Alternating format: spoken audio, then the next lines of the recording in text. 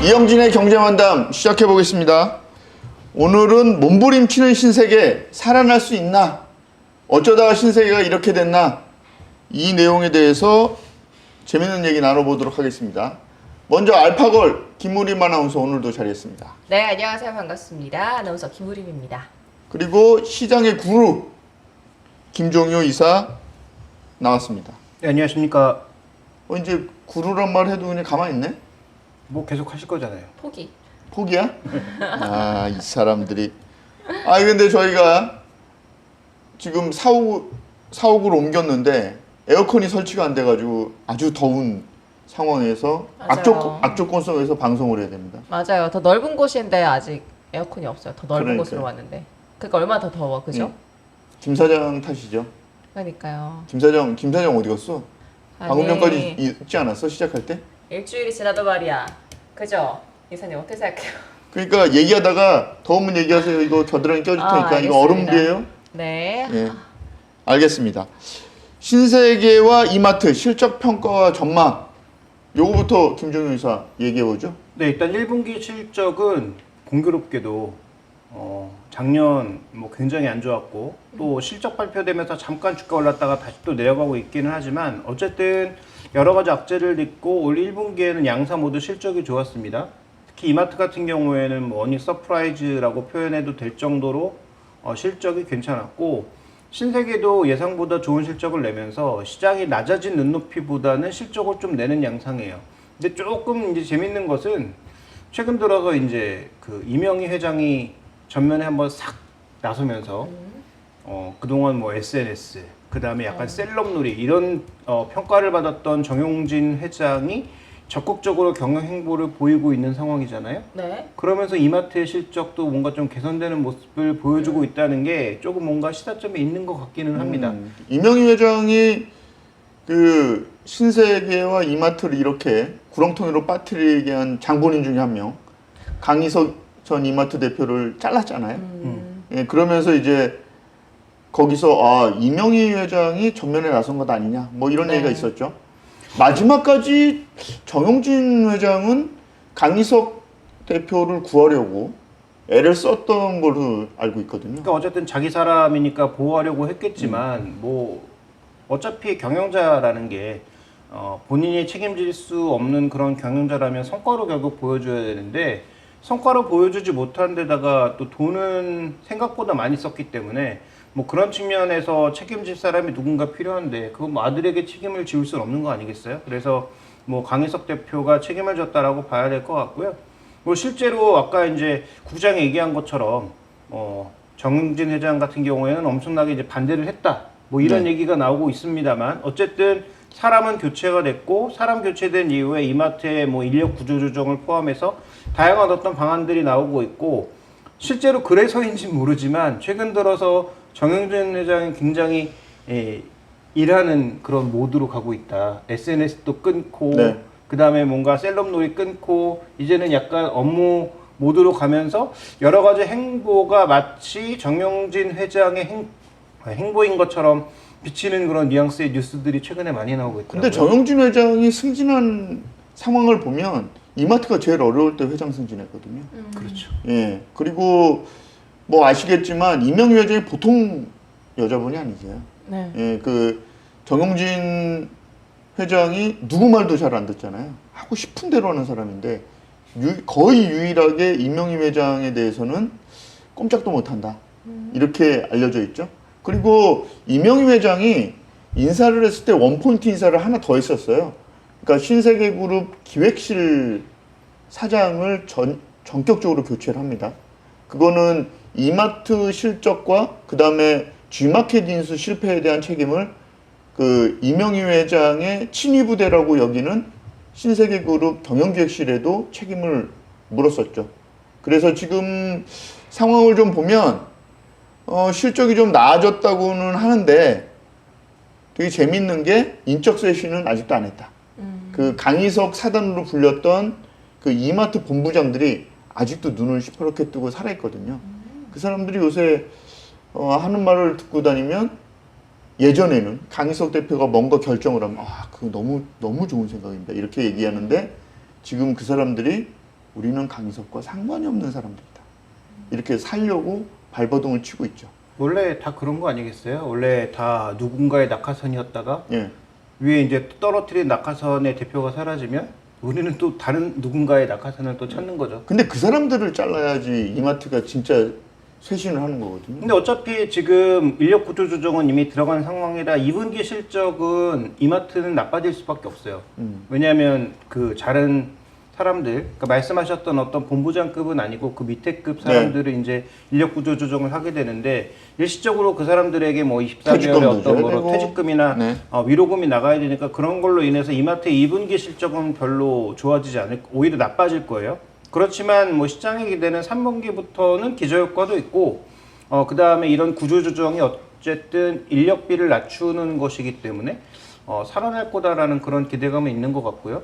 그다음에 최근에 이제 이마트 하는 거 보면 한 가지 좀 눈에 띄는 점은 뭐냐면 예전에 이마트가 조금 잘 나갈 때 제일 잘했던 게 가격 할인이었거든요. 그렇죠. 그래서 우리가 업계에서 제일 싸다. 뭐 요즘은 뭐 워낙 인터넷 가격이 다양하니까 그렇게까지 얘기하기 어려울 수 있지만 어쨌든 물가를 낮추는데 우리가 일조하겠다라는 그런 타이틀을 뭔가 달고 최근 들어서는 이마트 카드를 이용하면 뭐 반값에 제공한다든지 네. 뭐 여러 가지 프로모션을 통해서 가격을 좀 낮춰주는 그런 여러 가지 전략적 선택은 하고 있죠. 다만 그래도 우리가 시장 보러 갔을 때 과연 이마트를 이용하면 물가가 떨어지는가에 대해서는 뭐 각자 이제 물음표가 달리겠지만 그렇죠. 어쨌든 그런 전략적 접근을 하고 있는 것은 좀 분명하다 이렇게 봐야 될 것 같습니다. 정유진과 정용진. 사실 정유경. 정유경이 만약에 이마트 대표를 했었다면 어떻게 됐을까? 뭐 이런 생각도 가끔 해봐요. 근데 정용진이 생각보다 능력이 없어요. 뭐 벌려놓은 게 네. 꽤 많았죠. 예를 들어서 뭐 그러니까. 자기가 와인 먹고 싶으면 뭐 와인 가져오고 그렇죠. 뭐 이런 여러 가지 사업들을 벌렸지만 피에로 쇼핑도 엄청 벌려놨는데 그거 다 접었잖아요. 그렇죠. 네. 어떻게 보면 대표적인 실패 사례 중에 하나라고 일렉트로마트. 볼 수가 있겠고.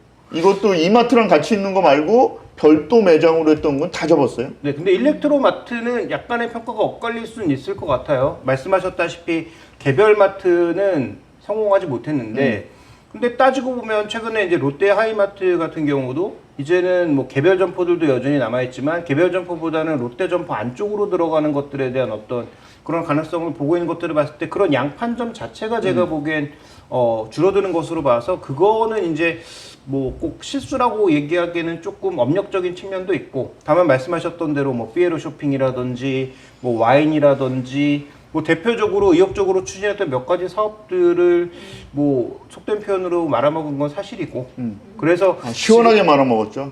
그렇죠. 예. 그 사람은 그 중간이 없어. 망하려면 확 망하든지 안 그러면 성공하려면 저기 뭐죠? 그 신세계에서 운영하는 복합 쇼핑몰? 그 저도 이름이 갑자기 생각이 안 타임스퀘어처럼 그런 그렇죠. 큰 틀의 다 기억이 안 나는 거야? 그러니까 신세계에서 운영한 복합 아니 쇼핑몰? 그 외에 복합몰 있잖아요. 하남에 있잖아. 하남에 스타필드? 스타필드. 그런 거는 성공했잖아. 그 지금 수원에 있는 그 스타필드는 그 물론 신세계 때문에 잘 되는 건 아니지만 네. 그 안에 들어가 있는 그 스타벅스 때문에 관광객들의 거의 뭐 지금 코스가 되고 있어서 아직도 줄 서서 뭐 평일에도 간다는 그런 얘기가 들릴 정도로 와, 그 정도예요?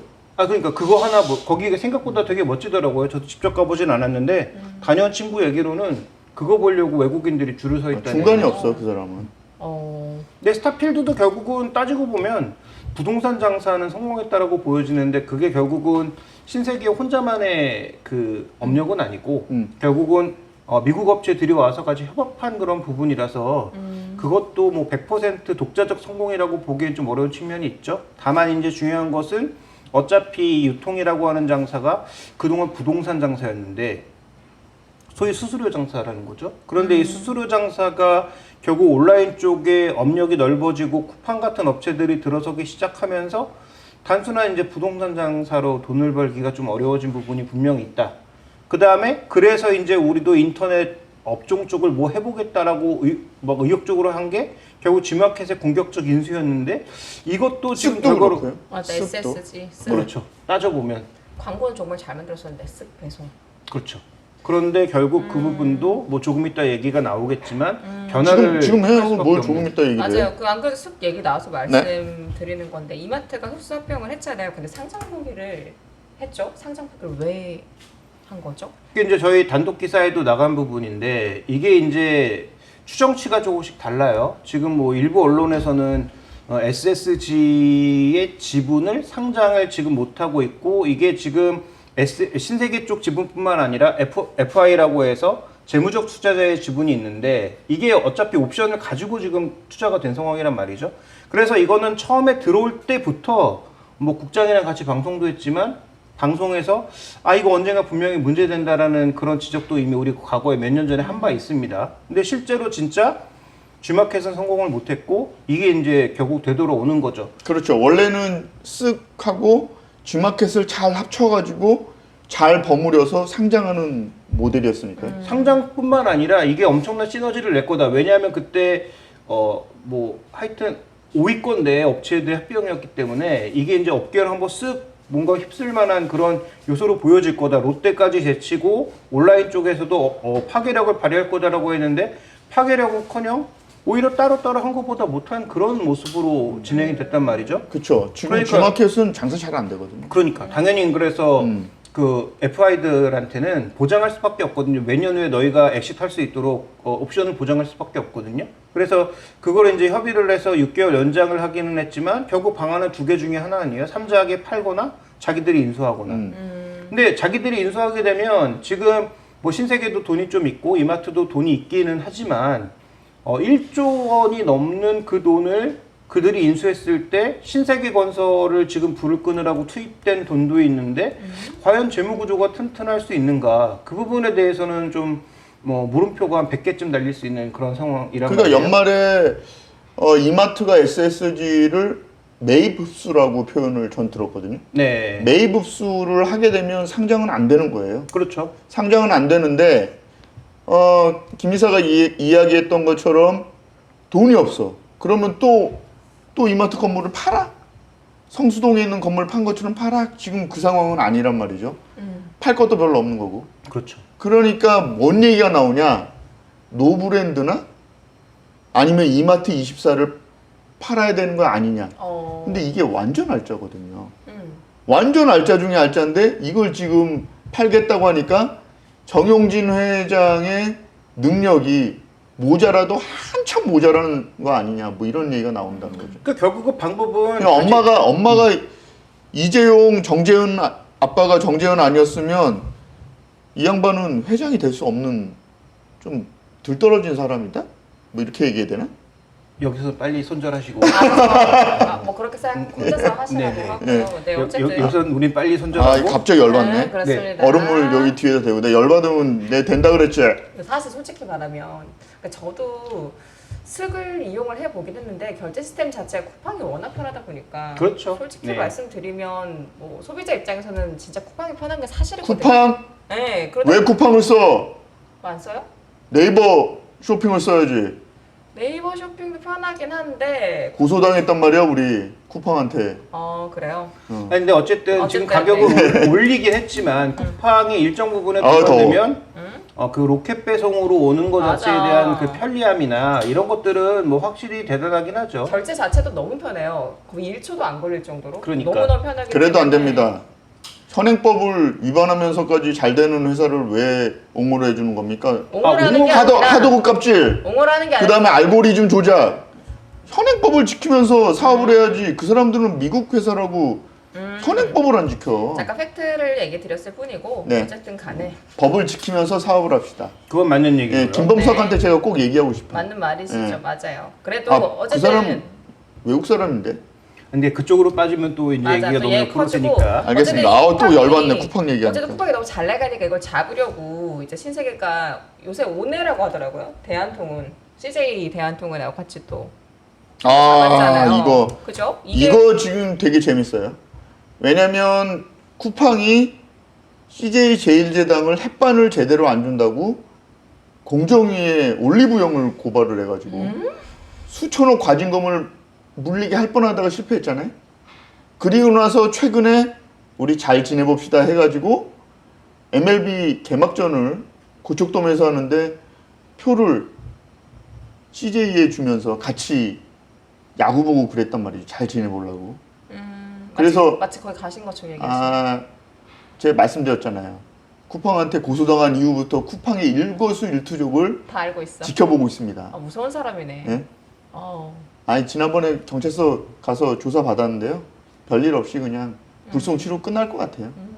말도 안 되는 고소를 해가지고 기사 관련해서. 그런데 어쨌거나 그렇게 해서 쿠팡 대표가 그렇게 해가지고 CJ와 좋은 관계를 가지려고 그랬는데 결국에는 이재용 회장은 CJ의 가장 후계 구도에 중요한 올리브영을 건드린 쿠팡을 용서를 안 한 거나 마찬가지입니다. 아니, 근데 이게 지금 생각해 보면 네.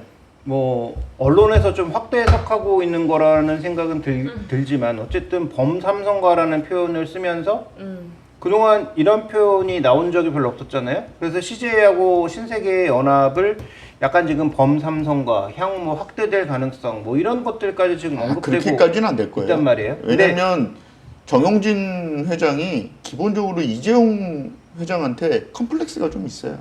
그래서 둘이는 나이대도 비슷하고 같이 손잡고 뭘 하진 않을 겁니다. 아니, 그러니까 지금 현재 구간에서 CJ하고 단순하게 지금 보이는 건 CJ 대한통운을 통한 연합 정도로 가고 있는데 네.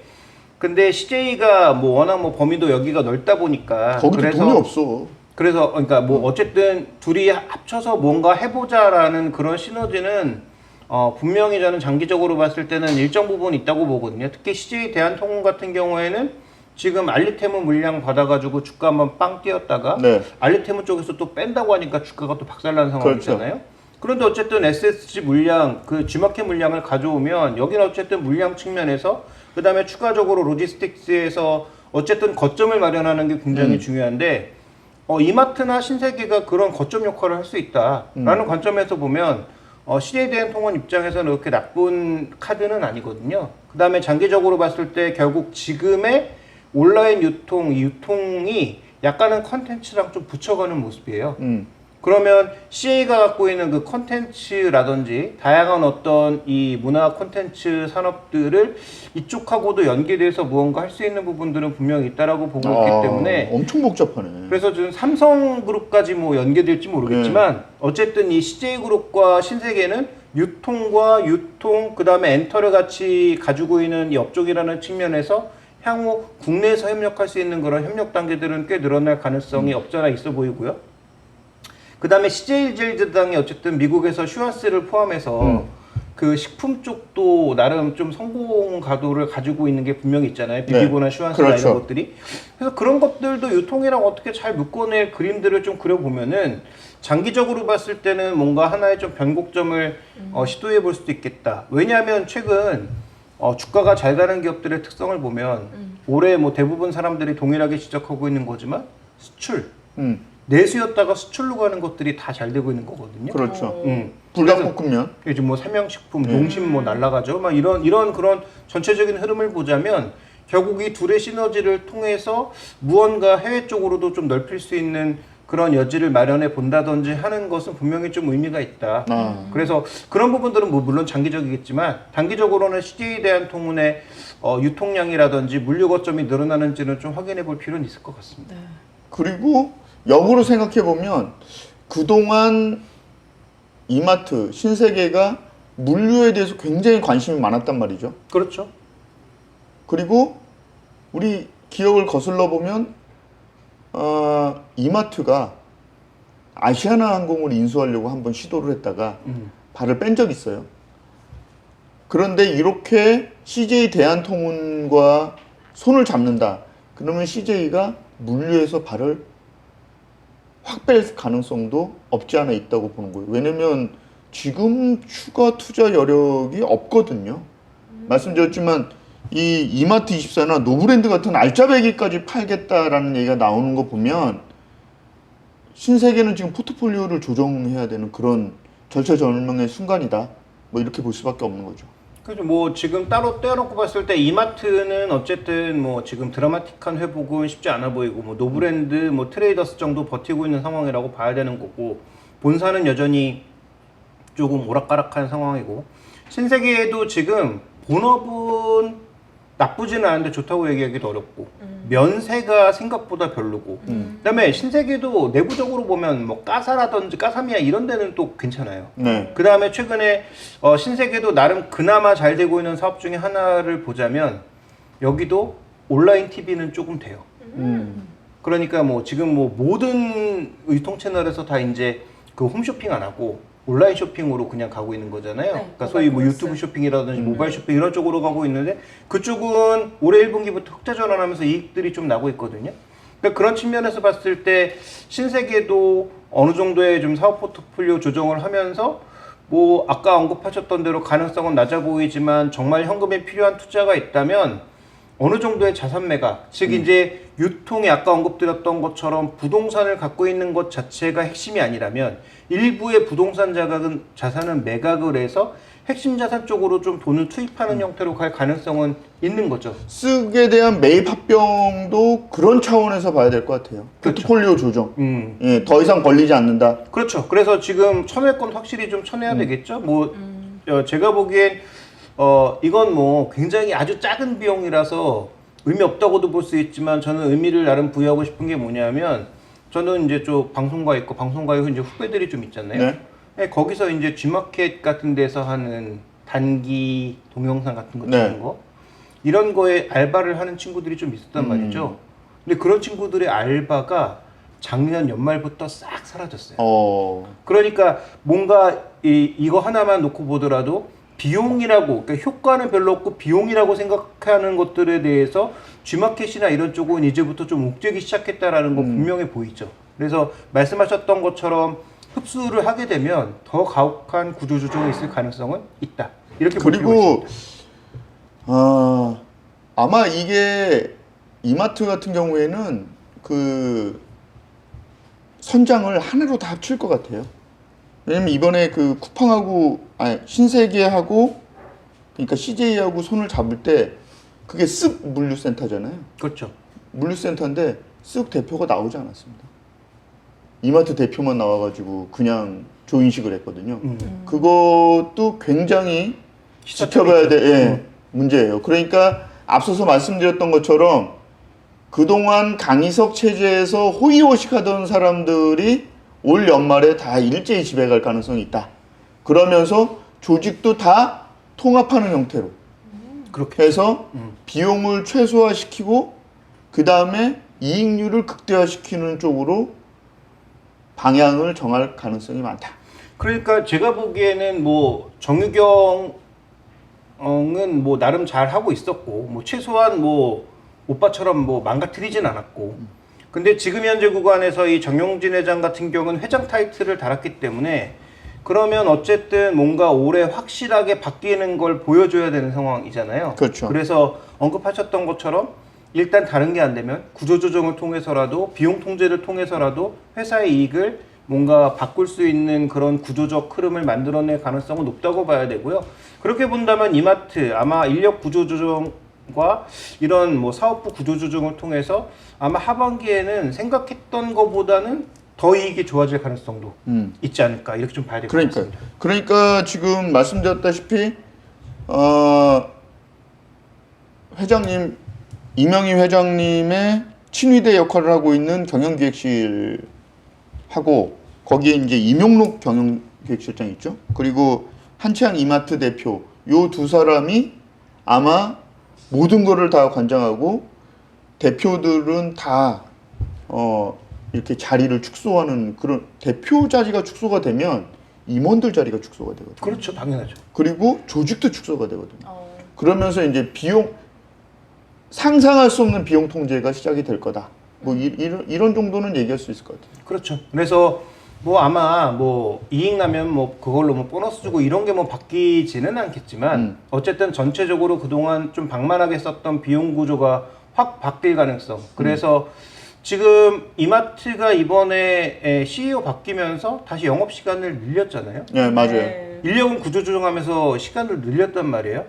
이것도 좀 의외로 시사점이 있죠. 그러면 더 기존에 있는 직원들을 압박해서 일을 많이 시키겠다는 얘기인가? 뭐 이런 생각이 근데 들기도 생각해 하면서 보면 계산대가 많이 없어지고 맞아요. 아니 그거는 이미 진행되고 있다. 그러니까 그게 더 늘어났어요.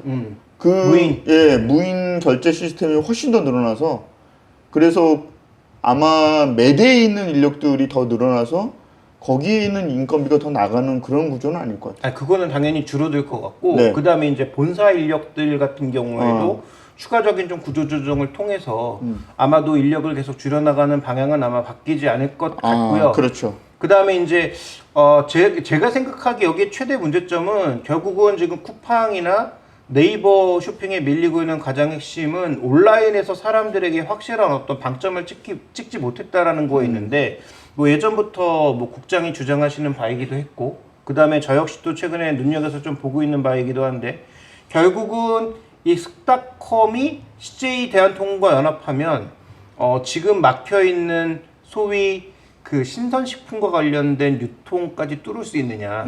그럼 이걸 만약에 뚫지 못했을 때는 예전에 잠깐 얘기 나왔던 어딘가 인수를 통해서 뚫어낼 거냐. 이미 뭐 하고 있는 그런 여러 업체들이 있으니까 그런 그렇죠. 업체들을 통해서 이뤄낼 거냐. 이런 부분들도 뭐 장기적으로는 지켜봐야 되는 부분이겠죠. 그거는 올해 말 지나서 내년 정도에 어느 정도 그 얘기가 좀 나오지 않을까 이런 생각이 들어요. 왜냐면 지금까지는 일단 쓱닷컴에 대한 급한 불을 끄는 게 가장 중요했거든요. 근데 그렇죠. 6개월 시간을 벌었잖아요. 그리고 연말에 매입 흡수를 하게 되면 그러면 자동적으로 이제 구조가 바뀌는 거니까 그럼 이제 정영진만 그만두면 되나? 혼자서 말- 그냥 손절하고 딱. 하고. 네, 그러면은 우리가 항상 그런 생각 해볼 수 있잖아. 되게 SG 그죠 상상 많이 하는 거. 예. 그런 그런 거예요? 그런 걸로 그죠? 자 신세계 그룹 그러면은 지금 역사적으로 저점인데 지금 신고가인 월마트와 코스트코를 보면은 지금이 좀 매수 기회인가 이런 것도 좀 많이 궁금하실 것 같거든요.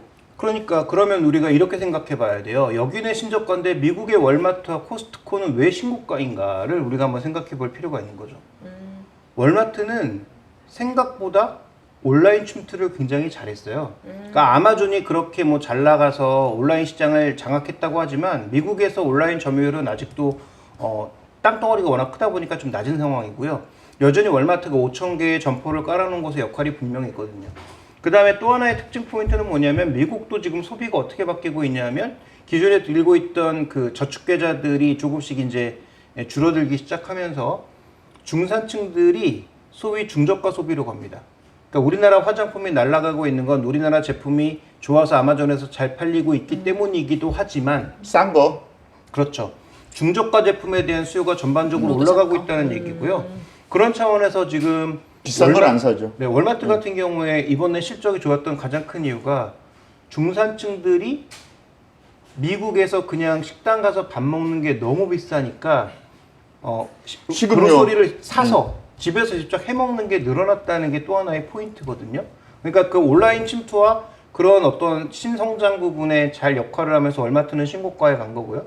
그다음에 코스트코는 우리가 그게 뭐 얼마나 돈 되겠어 했던 그 회원제, 그렇지만 그 회원제를 통한 낮은 가격의 대량의 유통 뭐 이런 것들이 우리나라에 맞지 않아서 상대적으로 좀 차이가 있긴 하지만 어쨌든 그게 계속 성공 가도를 가면서 신고가를 가고 있는 거죠. 그래서 그런 부분들을 잘 참고해서 그런 사업 모델들을 신세계나 이마트가 만들어내야 여기도 지금 역대 최저가를 벗어날 수 있는 그런 여건들을 만들 수 있겠다. 그럼 결론적으로 신세계가 지금 역사적 저점일 뿐만 아니라 밸류 기준으로도 저점이에요. 이렇게 주가가 낮았던 적이 없어요. 그러면 지금 구간에서는 팔아야 되느냐 사야 되느냐의 관점 두 가지 관점을 놓고 봤을 때 저는 사야 된다 쪽이에요. 다만 하반기에 말씀하셨던 여러 가지 변수가 남아있기 때문에 저는 한 뭐 7, 8월 정도부터 분할 매수 정도로 들어가자라고 말씀드리고 싶고 그 다음에 전체적인 포트폴리오에서 거래가 잘 안 되는 종목들이니까 비중을 많이 가져갈 수가 없어요. 많이 가져가 봐야 10% 이상 가져갈 수 없는 종목들이다 라는 차원에서 포트폴리오 내 한 10% 정도는 신세계를 가져가는 것도 크게 나쁘진 않겠다. 이마트보단 신세계가 낫다. 그 다음에 단기적인 어떤 뉴스 플로우로 봤을 때는 CJ 대한통운의 주가 회복이 뭐 관련된 오늘 말씀드렸던 여러 관련된 종목군들 중에서는 가장 빠를 수 있다. 백화점도 지금 소비가 풀리고 있는 거 아니에요? 근데 이게 지금 백화점 소비에서 핵심 포인트는 결국은 면세거든요. 그러니까 전체 내수가 크게 올라갈 가능성은 상대적으로 작은데 최근 뭐 더현대나 신세계 강남점이나 이런 데 갔을 때 핵심 포인트는 결국 외국인이에요. 물론 내국인들도 꽤 있지만 외국인들이 얼마나 와서 여기서 소비하고 무언가를 향유하고 가느냐가 관건이거든요. 아, 그러기에는 너무 엔저다.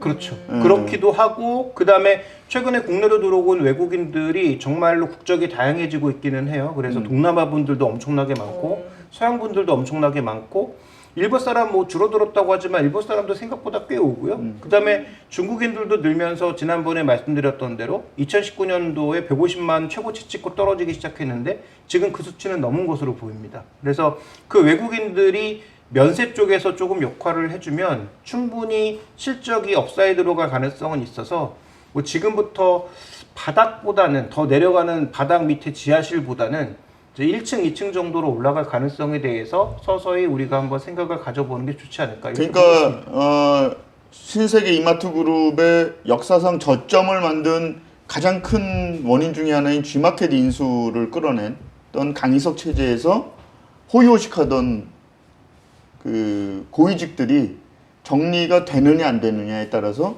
분할 매수를 해야 되느냐 말아야 되느냐 그것도 되게 중요할 것 같아요. 그렇죠. 근데 이제 그분들은 고인물 그 사람들은 완전 고인물들이거든. 근데 그분들을 날리고 싶어도 이게 뭐 강희석을 대표를 날렸는데 그 밑에까지 한 번에 날리기 좀 그러니까 정기이사 때 아마 대거 조정이 있지 않을까. 연말에 뭔가 조정이 있을 거예요. 네, 그래서 네.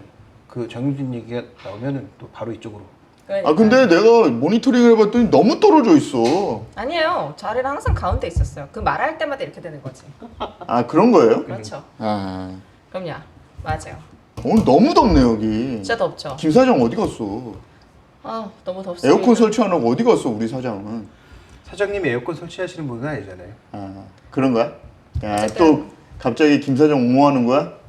또 갑자기 열받네. 그러니까 상상력도 그리고 항상 풍부하시고 그죠. 만약에를 참 좋아해. 아까 그 말씀드렸는데 MBTI가 S가 아니라 N이실 거야 분명히. 아 그렇습니까? 네, 예. N이실 거야. 만약에를 N으로 너무 좋아해. N으로 하는 걸로. 만약에를 너무 좋아하십니다, 우리 국장님. 이영진의 경제만담 오늘 저희가 준비한 내용은 여기까지입니다. 다음 주에 다시 뵙겠습니다. 저희 경제만담 구독, 좋아요. 알림 설정 꼭 해주십시오. 열심히 하겠습니다. 화이팅!